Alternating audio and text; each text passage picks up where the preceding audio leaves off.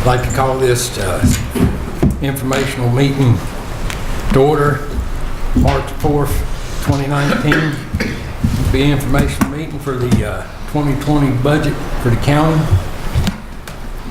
And I would ask the board if you would listen to the budget and write down your questions so you could submit them to the county and the staff, because this will just be informational for tonight.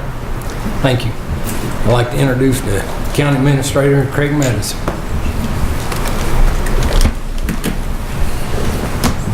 Thank you, sir. Good evening, everybody. I got more behind me than in front of me, so that's a little nervous, but I look forward to presenting the budget to you again this evening. It just seems like we were here not that long ago, and here we are again talking about the fiscal year 2020 budget. Dear Chair King and members of the Board of Supervisors, on behalf of the county's budget team, I'm pleased to present to you the proposed fiscal year 2019-2020 Montgomery County budget for your consideration. My recommendations offer a starting point this evening for the board's discussions and deliberations. When I first stood here in March 2010 as your new county administrator, I did not anticipate that in March 2019 that I'd be reviewing with you such an extensive list of capital projects that we've completed in the past decade. Those projects include construction of new Eastern Montgomery and Prices Fork elementary schools, construction of new Auburn and Blacksburg high schools, renovation of the former Auburn High School for reuse as Auburn Middle School, investment in the former Christiansburg Middle School for use by Blacksburg Middle School during construction of the new high school in Blacksburg, repurposing of 7 former school facilities, the former Elliston, Lafayette, Shawsville, and Prices Fork elementary school sites, the former Auburn and Blacksburg Middle School sites, the former Blacksburg High School site, and the former MCPS Central Office facility. Expansion of Falling Branch Elementary School, renovations at Christiansburg High School by installing new state-of-the-art athletic fields, construction of a new courthouse facility, renovation of the former courthouse for use as a public safety building, construction of a new animal care and adoption center, and the purchase of 100+ acres for the expansion of Falling Branch Corporate Park. When I started putting that list together, I was talking to some friends who are administrators in other communities, and they said, man, that's a career's worth of work. And I said, well, I hope it's not a career for me because I've got a while to go. And in March 2019, our investment in the county's future capital needs continues as construction of a new Reiner Volunteer Fire Department and a new regional fire training center, also known as the Burn Building, are scheduled for completion later this year. The board's recognition of the need to invest in school and county facilities is central to making these facilities among the best in Virginia. I am, as I know you are, very proud of the work that has been accomplished while preserving the financial health of the county through adherence to our financial policies, ensuring a balanced budget, and setting aside cash to fund capital needs. These accomplishments would not have been possible without the dedication and support of the county staff, who have stretched their existing human and financial resources to the greatest extent possible, allowing dollars to be allocated to these important school and county capital projects. Even with the extensive list of capital projects completed or near completion in the last decade, more work remains to be done. In a recent Board of Supervisors work session, a discussion of a host of future county capital needs resulted in the board identifying projects the county can begin work on immediately. Conversion of the existing Reiner Volunteer Fire Department for use by the Reiner Volunteer Rescue Squad, and the replacement of the county's insufficient and outdated garage and maintenance facilities. In addition, the potential reuse of the former Sheriff's Office building to relocate public safety, courts-related functions is also being explored. With master plans finalized for new recreational facilities in the Eastern Montgomery and Reiner areas, starting work on a first phase of these projects is also planned for the near future. The demand to find financial resources for capital projects while managing current and future operations continues to be a challenge. Future capital projects to be undertaken span functions from public safety to education and cover all ends of the county. The need for a new Shawsville Volunteer Rescue Squad facility is clear. While we await a strategic plan from the school board regarding future school capital facilities, it's clear that the Christiansburg School Strand is the next area for investment in needed facilities, with needs in the Blacksburg and Eastern Montgomery strands waiting to be addressed in the school board's long-range plans. New and/or improved facilities for our libraries, as well as expanding our recreational amenities for our citizens, will also be in the county's future. The board's ongoing commitment to set aside real estate tax revenues for future school facilities and fire and rescue apparatus demonstrate a pledge to the board's strategic objective of funding the future. Continuing this practice is critical for future capital projects to meet the growing demands of the county and the public schools. Funding essential capital projects while balancing the need for additional resources for ongoing operations is always a challenge, and this year is no different. Fortunately, the county's recent general real estate reassessment, which is conducted every 4 years, reflects growth in property values throughout the county, with an overall approximate increase of 8%. The reassessment, coupled with the increased real estate value gained from new construction, will generate approximately $6.1 million in additional revenue at a tax rate of 89 cents per $100 in assessed value. Adding in the annual growth in other county revenues, approximately $7.6 million in total new revenue is available for the general fund. During the year of the general real estate reassessment, the county is required by state statute to advertise a revenue-neutral real estate tax rate. For this reassessment effective January 1, 2019, 83 cents per $100 of property valuation is the revenue-neutral rate, which would be a 6-cent reduction from the current 89-cent rate. However, I propose that the county retain the present real estate rate of 89 cents for fiscal year 2020, which represents the 7th year the county has maintained an 89-cent real estate tax rate. Tax rate in all other categories remain the same. The proposed fiscal year 2019-2020 budget for the county totals $201 million, an $11.7 million or 6.2% increase from the current fiscal year.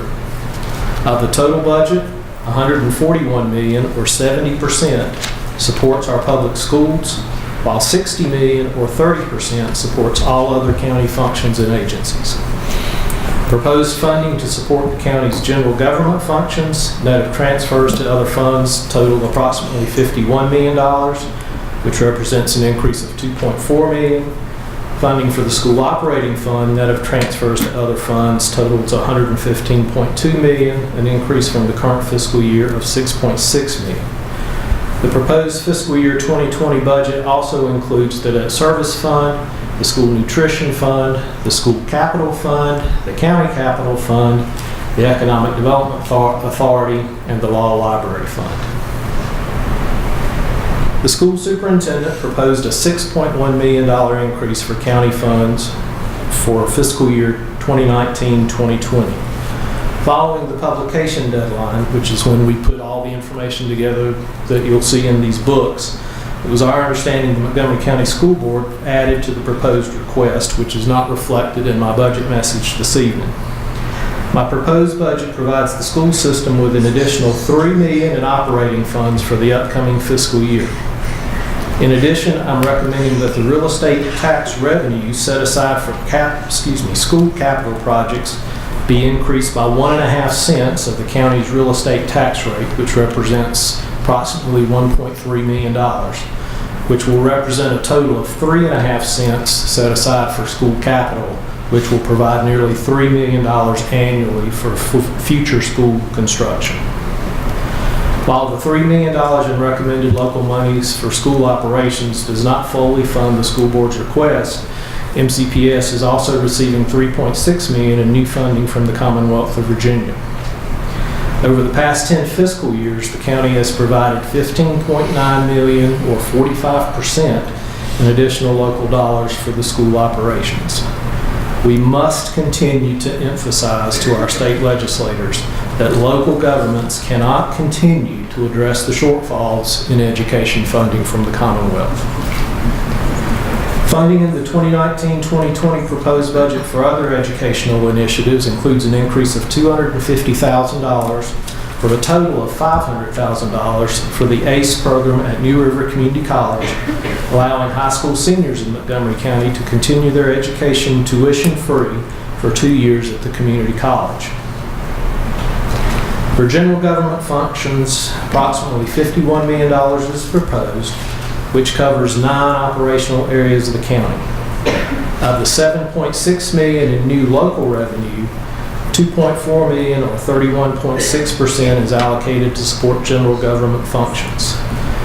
And when I refer to general government functions, these 9 operational areas include funds that support 12 county departments, 5 constitutional offices, 3 agencies that operate under separate boards, 4 court functions, 5 rescue squads, 5 fire departments, and 44 outside agencies.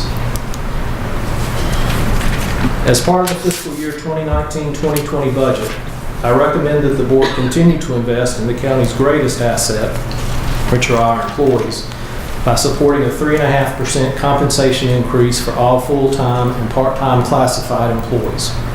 Employees at the top of their pay ranges will receive a 3.5% one-time bonus. This proposed increase, coupled with the adjustments made through the new compensation and classification plan that was implemented in the current fiscal year, will continue to demonstrate your commitment to our employees for the contributions they make each and every day to the success of our organization. To ensure our continued success, as well as to provide a high level of service to our citizens, additional human resources are needed to be added to the county organization. Increased responsibilities, greater regulatory requirements, added state mandates, additional citizen demands, and the need to plan for future challenges have created a burden on the already stretched departments beyond what is reasonably manageable. With the growth in revenues this year, I propose that approximately 1 cent, about $849,000, which is a little more than 1 cent, of the real estate tax be earmarked for new positions throughout the county's various operating areas. I just want to pause here and say that of the requests that the county received, or that we received for new positions, it's either 25 or 26 new positions that were requested from the county. I'm recommending that 11 of those positions be funded. Those 11 positions include a planner in our planning department, an evidence investigator for the sheriff's office, an application specialist, and a technology support specialist focusing on public safety functions in the sheriff's office, a management policy analyst for county administration, 2 family service workers for DSS, a law clerk for the circuit court judges, 2 laborer positions in general services, and an office technician at the Animal Care and Adoption Center. In the libraries, a part-time children's specialist will be converted to full-time, and 2 part-time catalog assistants will become classified positions. As I mentioned earlier, while the number of positions recommended for funding is notably more than I've recommended really in any year since I've been here, the new positions represent only 42% of the full-time positions requested from our county departments. Increased resources are also recommended by adding part-time hours in human resources, for kennel assistants at the Animal Care and Adoption Center, and for 2 interns for information technology. The fiscal year 2020 proposed budget also earmarks 1 penny of the real estate tax rate to be used for future county capital projects. Allocating $844,609 on an annual basis will allow the county capital projects to continue to be accomplished in a fiscally responsible manner. Anticipating the results of a current study of county facility maintenance needs, the proposed budget provides an additional $250,000 annually to address capital maintenance projects. With this increase, the county will be budgeting $750,000 annually for capital maintenance projects and $150,000 for smaller maintenance issues as part of our operations. During the budget development process, the county received requests for increased funds from outside agencies totaling $569,678 more than the current $2.35 million provided in the current fiscal year. Some of these requests are mandated, requiring the county to fund them, while most were requests to expand services, add services, or to increase funds. The proposed budget funds one new outside agency since the board approved funds for that agency in the current fiscal year, but it does not fund all the outside agencies at the level they requested. However, in this budget, I've recommended that we set aside $36,000 in special contingencies should the board decide to allocate additional funding to any of these outside agencies. School resource or security officers were not addressed during the budget process, and therefore no funding is included for these officers in the proposed fiscal year 2019-2020 budget. The school system's school security task force is charged with determining the best practices for school safety. It's my understanding that no recommendation for school resource or school security officers has been made by the committee at this point in time. Security in our public schools, as well as all of our public facilities, will continue to be of paramount importance.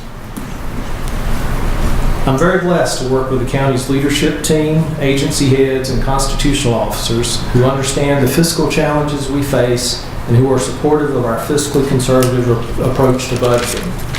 As a team, we work to build on our past successes and continue your tradition of providing fiscally responsible operating and capital plans for the county. I appreciate Carol Edmonds, Angie Hill, Mark Magruder, Paul Kaiser, and Susan Dickerson, who provide detailed analysis and review of the information submitted from our departments, and who also draft the documents that we use in our presentation to you and our citizens. Mark brought the box over here with all this stuff in it. I was a little worried about him that we might have a workers' comp claim coming, but he made it in here okay. Thanks also to Jennifer Harris and Durley Aguilar, who use their creative magic to ensure that our presentation and information reflects our best efforts. I'm confident that the proposed budget provides essential funds to continue our high level of services to our citizens and businesses, maintains the programs and activities of the county organization and of the public schools, and provides for investment in our greatest asset, which are our employees, and ensures that they can perform their jobs in an efficient and safe manner. The required public hearings on the proposed budget and tax rate are scheduled for Thursday, April 4th, 2019 at 6 p.m. So that's a month from today. Our plan is for the board to approve the tax rate and budget for advertisement, not adopt the budget, but approve the tax rate and budget for advertisement at your regular meeting next Monday, which is March the 11th. And again, that's just to approve an advertised budget and tax rate. It's so we can meet the required deadlines to keep the process moving forward.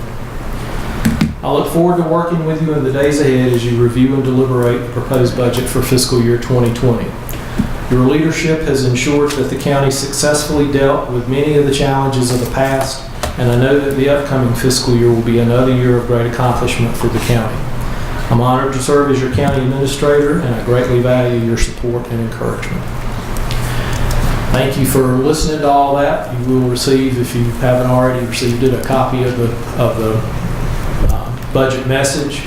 And at this point in time, I'm going to recognize Carol Edmonds, our Deputy County Administrator. Carol's going to go into a little more depth with some of the numbers and help you see a little bit more about what this proposed budget's made up of. Carol?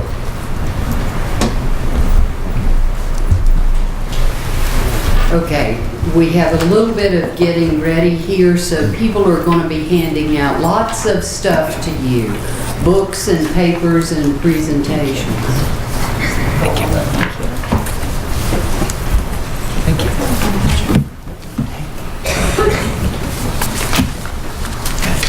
Presentation.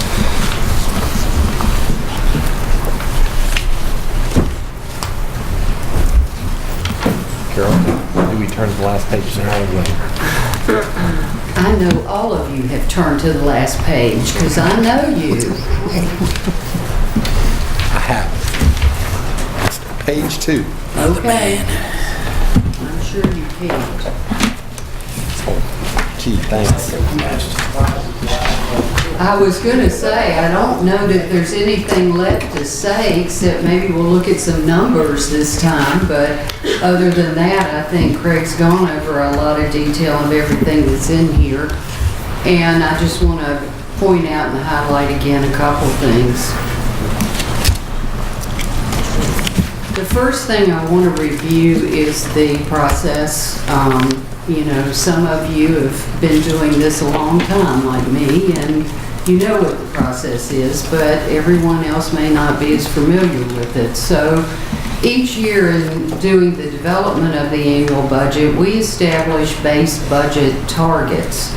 And the definition of those targets are listed here. First of all, you have personnel, where we take all of the updated positions. If somebody has started within the current fiscal year, we get the new salaries, new updated benefits, so that when we're starting, we're looking at the most updated salary projection we can have. Operation and maintenance costs. These are capped out at the current fiscal year rate. Capital outlay. Capital outlay is considered one time unless otherwise noted within the budget, which would be things like annual PC replacements or vehicle replacements where there's a schedule. But other than that, one-time only monies are removed because you only need to buy it one time, and those monies can be reallocated to another department. Requests over and above the target amounts are submitted and shown as addenda, and addition to the base is what it is. And finally, before recommending any funding go to a particular department, we do the analytical work that's called challenging the base. Is there enough money in the base within that you have for your department to absorb the request you've asked for? Can you get what you need within the existing base? And if so, it's not funded. Requests. On the county side, and this includes compensation as well, $8.5 million was requested. The schools, and I'm noting that I believe that's the most updated request after the superintendent's proposed budget. As Craig mentioned, the numbers that we had to work with at the time we had to put this together, we used the superintendent's proposed budget. I understand the school board has changed that and added to it. So this number was the last request that we had. The total of those two are $16.6 million in requests. We had $7.6 million. I would round to 7.7, but I was told that was wrong mathematically, so we'll say 7.6. Making a shortfall of $8.9 million. If you were in fact going to raise the real estate rate enough to fully fund all of the requests, you would need to move the tax rate from 89 cents to $1. Also, with a general reassessment, the value of the penny increases. So the penny value now is $844,609. And here's what all the numbers look like. Craig mentioned it's $201 million budget. $130.2 million is general fund revenues. And what you see in red is those revenues that come into the general fund that are transferred to other funds. The school operating fund, $51 million, which is a $3 million increase. There's $21 million transferred to debt service. That's no increase in the current year. The school capital fund, again, almost $3 million, and that increases $1.4 million and represents 1.5 cents.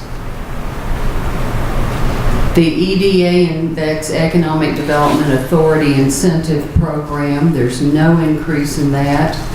And county capital, the increase is $1.2 million. And Craig mentioned and went through what those items were that have been increased. The general government portion is $51 million. That represents a 2.4 increase from the current year, fiscal year 19. The school operating budget in total, $115.2 million.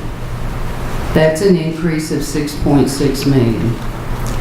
And you can see school capital and debt service as we've already gone over. At the bottom, we show again the 7.6 million. That's the new undesignated dollars we have, and with that, 58% is allocated to the schools or some school functions, school capital or school operating. And for the county side, it's 42%, and that's for general government operations and county capital. And here's the where it comes from pie. And if you all keep up with this and as many times as you've seen it, you will recognize the designated revenue percentage continues to shrink. In fiscal year 10 and the budget then, when we presented this same graphic, the designated percentage was 52%. It's now shrinking and likely will continue to shrink in total to 42%. And what happens, obviously, if you look at the other slices of the pie, the real estate and personal property slices continue to increase as the designated revenue decreases. And where does it go? 61%, and that's all school funds, capital, nutrition, and operations. Debt service for schools is 9%, so the two together are 70%. The general fund's 25%, and when the 2% for county capital is added, that's 27%, and you can see the other percentages. The 3% again to county debt service. So 30% across the board between the general fund, all categories. This is the general government functions. This covers, and Craig mentioned, the 9 areas. As you can see from this, more than half of general government is from 2 areas: social welfare and public safety. There's a $2.4 million increase in total.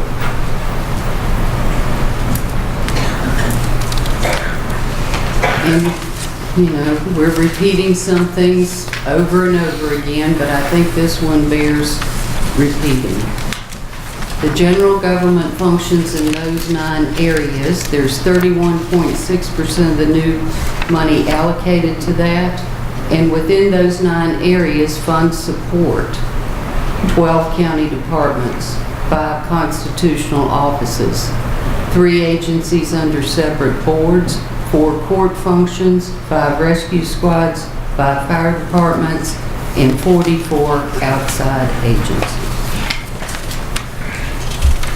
This is the 10-year funding chart mentioned for schools. In the last 5 years, the amount of, this is just for operations and it's just county funding for the last, over the last 5 years, $8.9 million increase. Some other major highlights, and I'm not going to spend a lot of time on these because Craig's already mentioned them. The largest piece is the 3.5% compensation increase.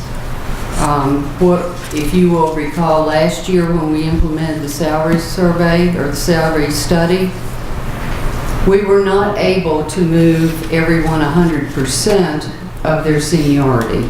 We did 65% of the years of service, but we weren't able to do 100%. So this year the plan is to move everybody 3.5%, but to leave the scale alone and not move the scale with it, so that you move people further away from that bottom who already have some experience. Second year the ACE program, so the total will be $500,000. Increase in county capital maintenance. We're looking forward to a study on capital maintenance issues within the county, and we're preparing for what might be identified through that. $65,000 for central maintenance, and let me say a little bit about what's the difference between central maintenance and capital maintenance. It's how much money you spend, actually. That's the biggest difference. Capital maintenance is for projects, the larger projects, things that are $50,000 or over and have a lifespan of at least 5 years or more. Centralized maintenance is in the operating budget. It's not transferred to the capital fund. And it is for those kinds of smaller projects that need to get done every year as a part of operations.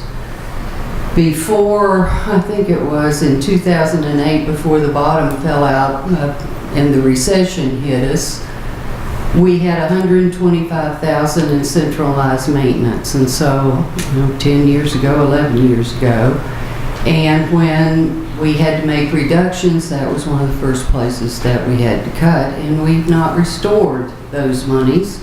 So this year we're restoring it back to the 125 and actually adding $25,000 more. About $108,000 is going to offset costs for a new software system that'll be used by the planning department and also used by the environmental services department building inspectors. So it's a system that will serve all of them. Outside agencies, we have an increase of $63,633, and Craig mentioned there's some money held in abeyance because we did not at all fund all of their requests, nor did we add all the agencies that wanted to receive funding. And $78,276 based to fire and rescue agencies based on a unanimous recommendation from the Fire and Rescue Commission.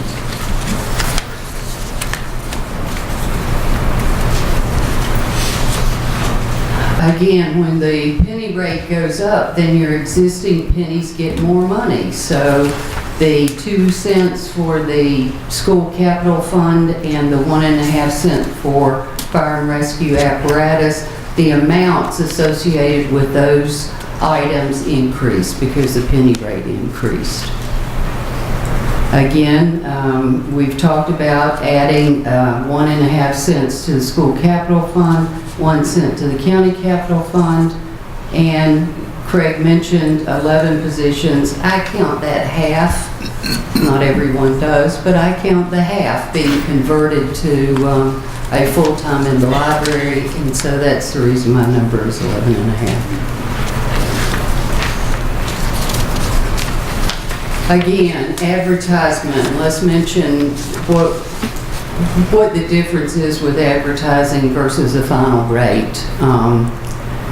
In your advertised tax rate, you can go down should you so choose, but you cannot go up after it's already been advertised without another public hearing.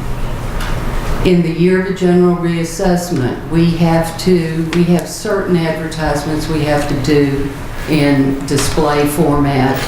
They have to be advertised for 14 days rather than our 7 days.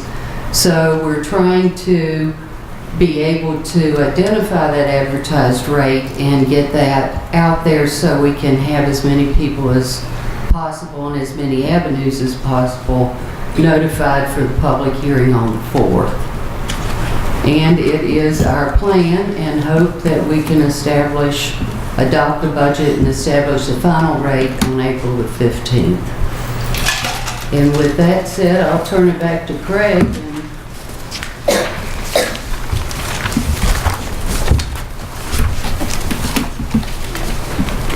Maybe I can get us back to board docs.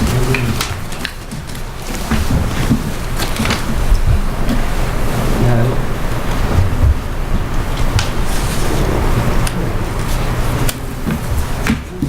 I'll figure this out. You're welcome. Thank you, Carol. Again, I do want to thank Carol and Angie and Mark and Jennifer and Vicki and Josh in the back for taping us tonight.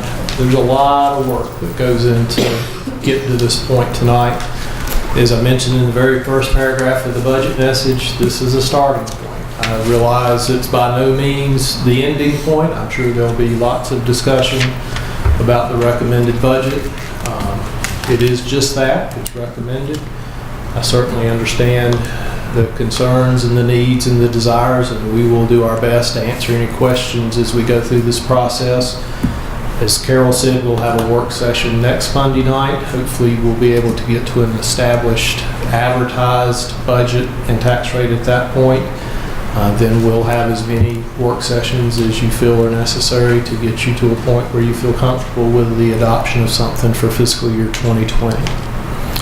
But with that, Mr. Chair, that's all we have this evening, so I'll sit down and let you wrap it up.